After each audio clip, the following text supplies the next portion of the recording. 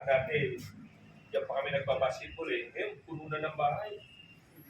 Pag-ikot ko, dati yung Alhambra, pure gold na pala. Yung San Lazaro Hippodrome, SM na. Yung Distilleria Limtuaco dyan sa may tulay dyan sa may Barrio Mino. Oo, Dagupan, yung dati yung gawa ng nilagang mais. Wala na.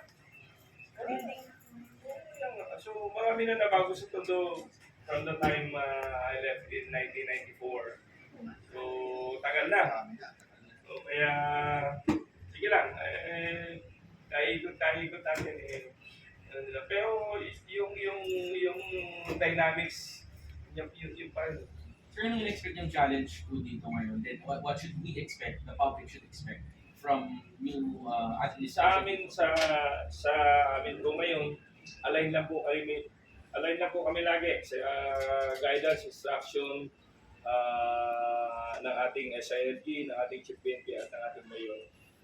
Yun lang po, ano po yung marching orders nila kasi yun naman po di ba? Kung gagawa kami ng programa na sa sarili namin, mag-align na lang kami doon kasi yun ang tama eh.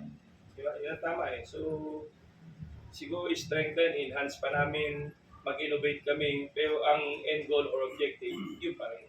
Sir, in particular,